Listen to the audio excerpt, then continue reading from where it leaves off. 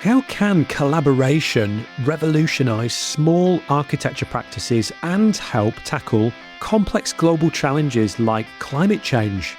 I'm joined by Prachi Rampuria, co-founding director of EcoResponsive Environments, to explore the benefits and the challenges of collaboration in architecture.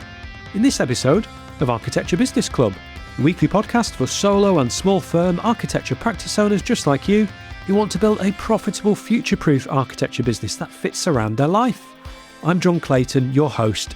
If you're a small practice leader or sole practitioner in architecture, struggling to find clarity or reach your goals, consider working with me.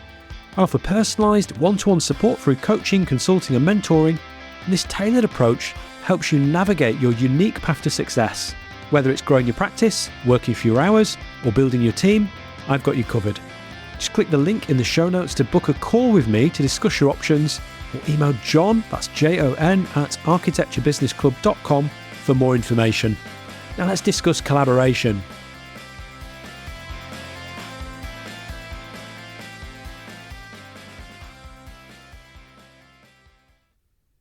Prachi Rampuria is a co-founding director of EcoResponsive Environments, an award-winning urban design and architectural practice with a singular mission. Using a complex systems approach, they design to support health and well-being. As a consultancy, their services include feasibility studies, visioning and development briefs, outline and detailed planning applications, strategic master planning, public realm and regeneration strategies, research publications and teaching. Prachi is a design council expert, teaches at Oxford Brookes University's MAUD course, and sits on multiple quality review panels. She has also co-authored a book titled Eco-Responsive Environments. Prachi, welcome to Architecture Business Club. Thanks, John, and thanks for inviting us. It's a real pleasure. It's a pleasure to have you here. Before we get stuck into the topic that we're going to talk about today, I believe that you've recently been learning how to play the piano. I'd love to hear more about that. Could you tell me about how that's been going so far? Yes, I have been. So it's been about 18 months, and I think it was just a long childhood dream to do that, which I'm realizing in my 30s. It is challenging, I think, but it's equally rewarding. Like, it's something that you need to go back to every day. It just like with architecture, things become really fast paced sometimes, and the piano is something that just slows me down. It slows the pace of things. And when you have to just focus on small details and you have to focus on small things, and there comes a point where I forget that there's anything else, which is good sometimes. So that's what piano does for me. Oh yeah, it's a great form of mindfulness. I find that when I practice the guitar, that I'm in the moment with practicing the music and playing, and it really helps me to not be thinking about lots of other things and slow things down a little bit. So, and is it true? Is it true that at one point, you moved into a new place, your piano was like your only piece of furniture? Is that true? Yeah, it's true. It's true. I was really scared even telling my family. It was like, what? You haven't bought yourself like a bed or a table or a chair? And you've invested last month researching on which piano to buy. It's true. And I don't know why. I don't have any reason for it apart from the fact that probably that was during the COVID as well. So I was more at home. I had more time, and I'm like, I really need the piano now as soon as possible. Yeah. What did your neighbours think of it, your piano playing? Well, this time I learned from my previous mistake. So this time I got myself a digital piano rather than an acoustic piano. It's a digital upright piano, and they can't hear a thing. So I live in an old Victorian house and the acoustics are pretty bad. And I just plug myself in the piano and I have my headphones on, and I can practice at 3 a.m. in the morning if I want. That's pretty cool. So we're going to talk about the benefits of collaboration, and in particular, how it can help our industry's approach to pressing issues like climate change. And you believe that collaboration is essential to tackling these complex global challenges like climate change and biodiversity loss. So I'm interested, like how can architecture practices, particularly smaller ones, contribute to these efforts through collaborative projects? Yes, we do believe strongly that solutions to our world's most complex problems won't come from a single specialism or a single subject. And these problems, they are complex for a reason. It's because these issues are multifaceted, and addressing them does need to bring together a wide range of different expertise, professional opinion, local knowledge, and across sort of various fields as well. So it's, sort of arts, design, sciences, humanities, economics, so on and so forth. So we do believe that we do need to come together in order to resolve, because every problem has sort of ramifications across the board. In order to make a design solution viable, you need to understand the economics of it, how it works or not, and so on and so forth. In terms of how can architectural practices, particularly smaller ones, contribute to these efforts, is there are two dimensions to it, I feel. Any architectural practice, big or small, needs to understand and realize that although, it is a profession that's often seen as being responsible for like joining up the dots, or, kind of being a generalist to a certain degree, we do need to understand that we are a cog in the bigger picture. So we have to provide our contribution to the best of our ability and skills and expertise in relation to the project needs and in relation to the wider team, and working within the political and economic context in which the project is rooted. Now, smaller practices like ours in particular, we do rely on external expertise, and we do rely on working with a wider consulting team to cover a lot of skills and sort of areas of deep knowledge that we don't have in-house. So like, for example, the ACOMs and the Atkins of the world and the Arabs of the world will probably have a lot of sort of different professional disciplines within the same, under the same roof. But smaller practices don't always have the luxury of having that. And so collaboration is the only way forward. Like, how else would we be working on multifaceted problems and sort of finding solutions to complex issues? But I think the second side of things, and that could be a potential advantage, is that being a small practice, we also have lower overheads and sort of lower costs of actually running a practice. And in that sense, sometimes collaboration does give us a financial edge, because we are able to add competitive value to a wider team by bringing together sort of a consortium of similar SMEs or individuals who have had deep experience and knowledge of the sort of project needs that needs to be addressed. So there's a real potential of, sort of real opportunity that you can bring together bespoke teams that are tailored to be project specific on very competitive fees, just like being really blunt about it. And I think that's an advantage that a lot of small architectural practices can, viably consider, whilst it might be a challenge for larger sort of multinational MNCs and so on. But collaboration is the way forward for us. Yeah, that's so true. I think as a small practice, you can be very agile. And as you say, that there's the option through collaboration to put together a potential dream team for specific projects. So there's definitely some huge advantages there. You co-authored a book, your book, EcoResponsive Environments, that actually discusses how collective intelligence can unlock new methods and solutions in design. Can you share any examples of how collaboration has led to innovations in your practice or in any other practices or businesses that you've been working with? Yeah, sure. So I think this is a very interesting question, actually, John. And before I answer the question directly, I'll take a step back, because it's important to understand or establish what we mean by innovation. What does innovation mean? in a lot of cases, when something that is not mainstream in current design culture, when that gets successfully implemented and someone sees the results of that bearing fruit, then that is, in many cases, it's termed as innovation because it's something that's not commonly seen.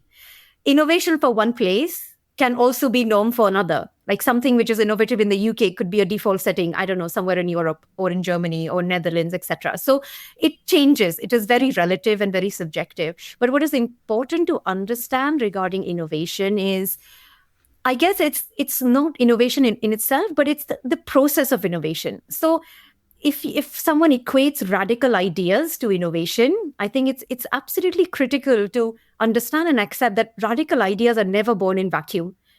You creativity ignites when different ideas and different minds collide. And collaboration of diverse people, their own sort of thinking, perspectives, views, is absolutely like it's the foundation of all of this. So now coming back to your question, if that is how we see innovation, then yes, through sort of multiple projects, actually, to be honest, all projects where possible in one degree or another, we do find new ideas unlocking because of collaboration. So as an example, we were working on this project called Heath Park Master Plan. It's in Runcorn in Liverpool. It recently got outline planning, and the project brief was actually very aspirational in sustainability terms. So our role on that project was being a lead master planner as well as project manager. So we were undertaking the project management role as well. And so one of the key things, because the project brief was so aspirational in sustainability terms, we really had to be innovative, i.e., do we have the right team members in place? Like, for example, if we want to really innovate regarding water and how we recycle not just grey water, but also black water, how do we localize, how do we go beyond SUDS? Because sustainable urban drainage is now being supported in local policy a great deal. But there are issues, there are water security issues beyond that. So really trying to push the boundary means we have to innovate within the culture we are working in. So that meant that for the viability stage of that master plan, we had to ensure that we have the right expertise on board. So we then proactively, it was a very cold corner. We were like, who works in this sector? Who has delivered such sort of infrastructures? We need to reach out to them. We reach out to them regarding the project, and we were fortunate enough to get a response back. So, we get them appointed on the team, and that's because we were able to kind of oversee project management, and we had sort of good relations, sort of communication channels and mechanisms with the client team. So we were able to sort of make them understand the value of doing certain things at a certain time in a project.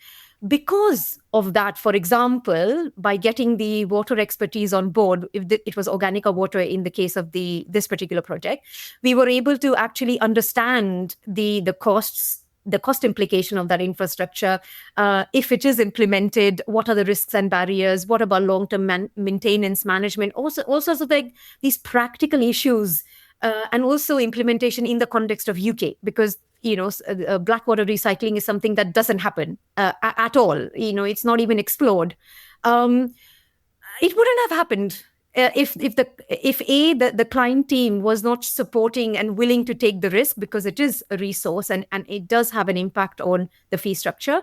And B, if these areas of innovation were not highlighted right up front. Another area of innovation in the project was around vertical farming. So again, sort of finding the right expertise and working with them right from the outset. These things get really difficult to retrofit later on in our project. So sort of having the holistic view of what expertise, where can we innovate in this project, in relation to the project brief, and then sort of really focusing and targeting kind of people who can help you in that journey, I think was really important for us. On another project, which was the Letchworth Master Plan, which was a greenfield expansion, whilst Heath Park was a brownfield regeneration site.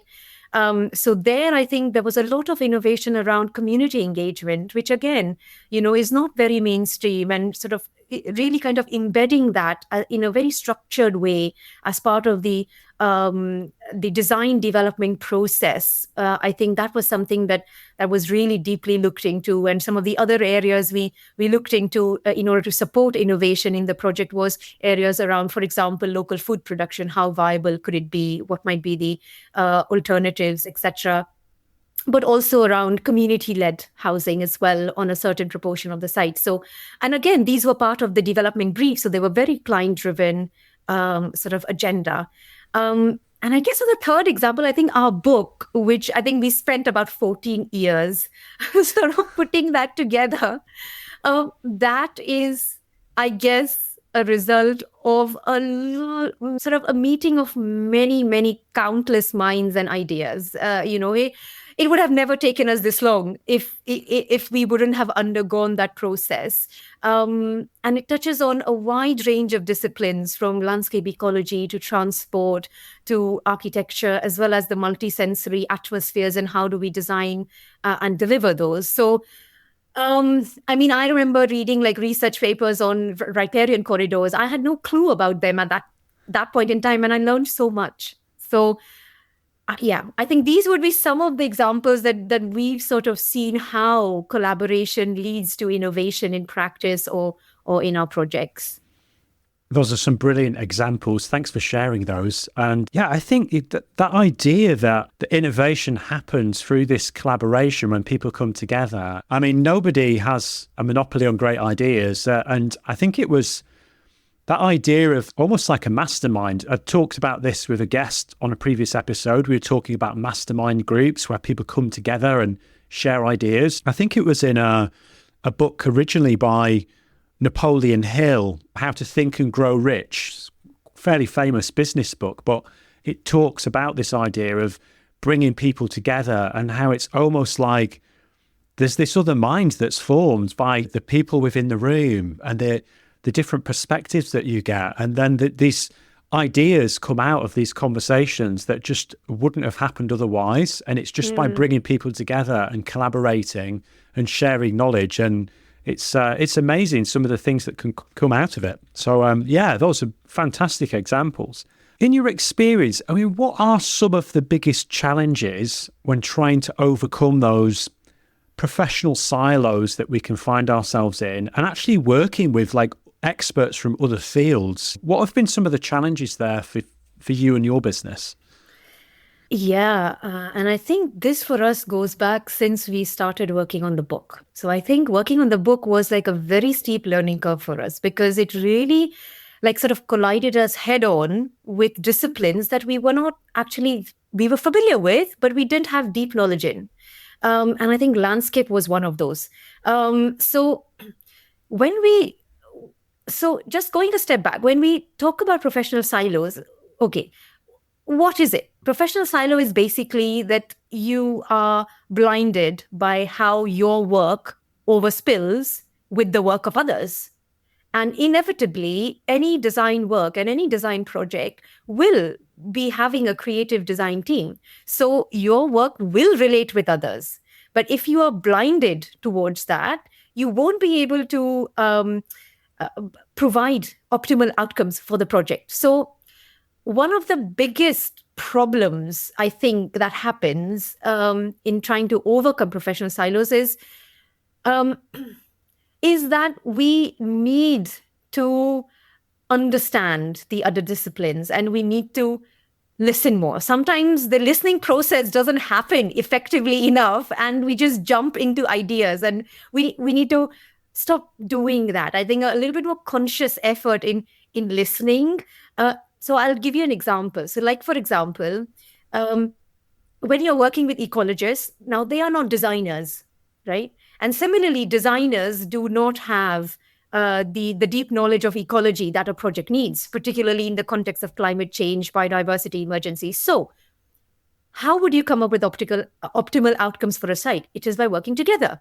But when you do work together, you need to understand at what stage of the project you need to involve an ecologist or any other expertise for that matter, depending on the kind of input you need. So I guess it partly does go back to the view of, the architect or an urban designer being a generalist, in that we are specialists, but we need to have wider vision. I think one may say that us more than everyone else, it might be assumed that we have this responsibility to a greater degree. But to be honest, a part of me also disagrees with that. I think we've moved beyond a point in the trajectory of the way the planet is evolving, that it's just too much of overload on architects and urban designers to be joining up the dots all the time. I think we need to really honestly share this responsibility and be open to sharing, because there needs to be a common understanding of how settlements work, how they're complex ecosystems, they are built environments, and they are extremely complex. And for that, it might mean on a day-to-day basis that yes, you need to sort of go beyond or move beyond your ideas. You do need to open up. You need to be okay with being vulnerable in front of people. You need to be okay in saying, I did not know that, and it is really good to learn. And you need to be okay in saying that, well, I know nothing about it, but I will follow up and I will learn more. So, and yeah, like in my experience, that is how you overcome professional silos, is just by admitting that you don't know and kind of just opening yourself to learning more. Yeah, I think that's, it's just sharing some vulnerability, really. And like, when you're collaborating with other professionals, it's okay that, you know how to do your thing and they know how to do theirs. So it's okay if your level of knowledge isn't the same as theirs. You can't expect it to be, can you? That we're doing different things and we want to work together. But yeah, just holding your hands up and saying, look, I don't know about this. That's why we need your expertise and why we want to collaborate in the first place. I think another something that I've come across before is, and you sort of touched upon this regarding the timing of when other consultants get involved, because I think sometimes on a project that when you don't know, when that's not your profession and you're bringing in a collaborator that's from another profession, you might not realise the best time to bring them in. And often it's far earlier than we expect it to be. I had a conversation with an interior designer. We were talking about this last year, and she was explaining how often she would get involved in projects that had perhaps been, the building itself, the space had been designed by an architectural practice that perhaps didn't have an in-house interior designer. And then she was then brought in to become involved in the project. And from her perspective as an interior designer, it was often too late, that there'd been decisions that had been made about the project and about the design that she would have the project and the client would have benefited by her being involved much earlier. So I think that would be something that I would suggest as something that if you are doing a project and you recognize that you need to collaborate because there's some other skills that need to be brought in, that bring them in as early as possible. Like, don't assume when that skill is required, like bring them in from the beginning if you can. Yeah, totally. And sometimes I think what we've also found, like for example, in some of our projects like Heath Park, for instance, is it is really important in terms of overcoming professional silos and bringing in the right people at the right time. The development brief is really important because that really sets the stage of what input do you need. So how do you know? Okay, depending on the scale and nature of the project, you will be able to predict some, a wide range of professional expertise that will be needed. And based on your experience, you can sort of understand when they would be needed, perhaps. But in some cases, it's not a bad idea to, instead of just assuming that this is what has happened previously in projects, this is how it should be done, just sit back for some time and just think, is this the only way it can be done? Are there any other avenues, in the current context that we are working in, that we might be missing? I mean, having experience in this particular project a decade ago, might mean that you may want to reevaluate how the team was structured, for example. So it's like from personal experience, we've really benefited from just having informal discussions with people who are vastly more experienced than us, and it's just picking their brains on things like, oh, this is a kind of project, maybe 10 years down the line or 5 years ago or something, this is how it would happen. But considering the current political, social, economic, environmental context, are there, in your experience, is there any other expertise? Are there any other areas we can innovate on this project within the economic budget or the capital budget that you are working in? And sometimes it's just like a little bit of brainstorming, right at the outset with people who you trust. And, and you can call them a friend of your practice, or a collaborator, or a long-term sort of business partner or business organization you've been working with. And like a mentor, it could be a mentor as well. And just doing that, because it just helps you like sense check that what you're thinking, you're not missing anything potentially that otherwise could have been addressed, or sort of you could have pushed the boundaries regarding innovation on. But yeah, I think that helps as well. Just taking a step back and just questioning everything that sometimes we just assume because of the time deadlines, because of the program, we just keep going from one stage to the other. But if we do get the time, to just have a step back and reflect, we should. Absolutely, yeah. So we've looked at the benefits, some of the benefits of collaboration from an environmental point of view. How can collaboration help architecture practices in other ways, especially the small practices? We have touched upon this a little bit around the idea of innovation. Are there any other advantages that you feel that there are, particularly for small practices, through collaboration? Remember, don't forget to download the Architecture Business Blueprint, the step-by-step formula to freedom for architects, architectural technologists and architectural designers. You can grab the blueprint without any charge at architecturebusinessclub.com/blueprint. And if you're enjoying this episode, then please leave a 5-star review or rating wherever you listen to podcasts. Now back to the show. Yes, definitely. I think we touched on some of them in others, but things like agility, sort of being able to be flexible and nimble as a practice, because you are working with specific projects, specific individuals or organizations on a project by project basis. And so you can sort of really kind of continue to keep your overheads low. And the teams kind of come together and disband depending on the project needs and outcomes needed. So that's a big plus, which means depending on the business model of your own practice, design practice, you might even be able to think and reflect on what kind of projects you want to work on, what kind of clients you want to work with.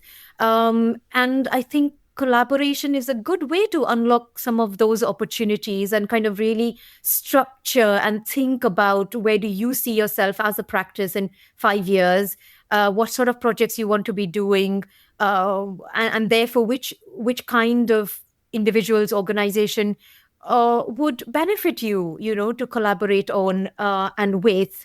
So definitely, I would say, in these sort of uncertain economic times, definitely being able to be nimble, flexible is a big, big advantage of collaboration.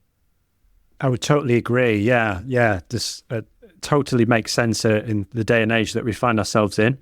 Collaboration, it can bring some challenges, the logistics of collaborating with other practices or consultants, particularly around, I guess, communication could be one of the big challenges there. How can smaller practices manage this when collaborating or working on a collaborative project with other consultants? I think in my experience of collaborating on projects, in other words, it is about building long-term relationships. That's the only way collaboration can meaningfully work. If someone sees collaboration and, okay, we are collaborating with someone is just for this project, and then, that's it, end of story. Then I think, the real advantages of collaboration, unlocks over time, because eventually it is a human relationship, and you become more open in communicating with someone when you develop a certain degree of trust, and trust develops over time. So, You need to give that time to, when working with other consultants. If the project program is short and tight, I think one also needs to demonstrate, uh, sort of a certain degree of understanding and empathy, and sort of being open and make conscious effort, and proactive communication becomes really important in that. So, for example, if you're working with a new consultant and they've sent some information through, you might be only able to review the information early next week, but just sending a line saying, thank you for the information. We have downloaded it. Okay, we'll get back to you next week. Just give them a sense of, that okay, we are dealing with someone who we can rely on. They have received, they communicate well, um, and you can talk to them, and that they will respond back. So I think that level of communication is really important when you're working with sort of new organizations or individual. Once you've known people for a very long time, to some, yes, and you need to maintain that communication. So sometimes people know you well enough that, okay, you're not responding, but they know it is on your radar and you will address it only because you worked for so long and they know how you work. So it is important to manage relationships very, very carefully when it comes to collaboration. And I think transparency is extremely important in that.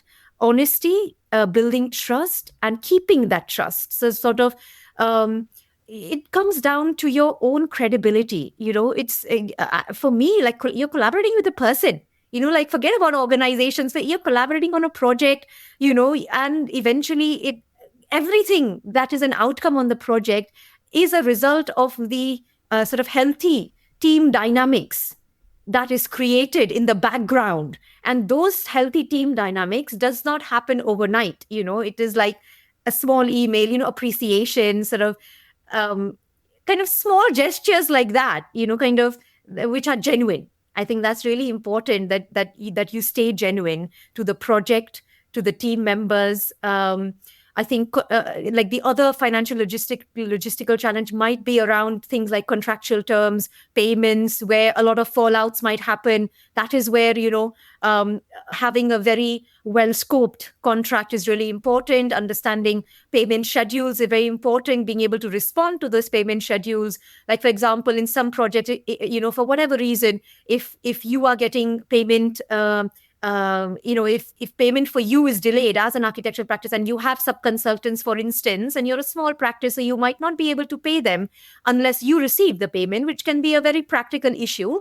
Then make sure you communicate, the reasons, and you're able to share evidence, so that, and that you're able to then foster, so that this doesn't become a setback in the collaborative nature of the project. So it's really important for to use collaboration, not just a means of getting sort of desirable project outcomes. Yes, that's critically important, but also as a means to nurture long-term relationships.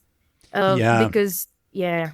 I think that's where the real value is unlocked. I can't remember who said it now, but I heard somebody say trust equals interactions over time.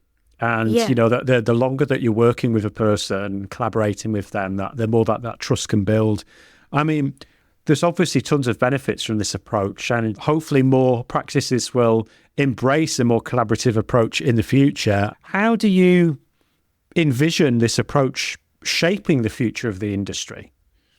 The way it sort of evolves us as a practice, I think, is that we are just constantly learning. I mean, there, like with every, like for example, when we were working on the book and we were working on these master plan projects, to be honest, I am a self-confessed geek. So, like, I just like, especially if it's like a discipline which is complementary, but something that, we don't have deep knowledge in, my starting point would always be, oh, it's great we are working with you because we have very limited knowledge on this. And these are questions. How do you do this? How do you do that? It's trying to learn from them, really, because that's where real value is. Sort of learning, knowledge expansion is one area which, like sometimes, in some situations, collaboration is seen as a burden, like, oh my God, like we'll have to like deal with X and Y and Z in order to achieve this. But, if we are able to see beyond that, just kind of open ourselves a little bit more, we realize that actually uh, the beneficiary is our own selves. But obviously, this has to be a mutual process. So it cannot be one sided. So you cannot be collaborating from your end and, they're not being a reciprocal effect. It's not going to work that way either. So you do need to choose who you collaborate with, and it is a matter of trial and error. Sometimes you do find the right partner, sometimes you may not click for whatever reason, and that's the nature of how life works. It's not that every collaboration that you dive into will be something that sort of gets continued in future. Different collaborations come for different purposes and reasons, but I think having having an open and honest approach to all collaborations, no matter how short, no matter how long, is extremely important. Because and I think that is something that really shapes the future of architecture. Eventually, what is architecture? There are so many sort of practices of different sizes and shapes. They are doing their individual projects, and collectively over time, we are seeing a wide range of sites transforming across London, across UK, and that is changing the nature of place, neighborhoods, cities, regions. That's architecture. It is a collective effort in the end. So, and that has been a result of laborious collaborations.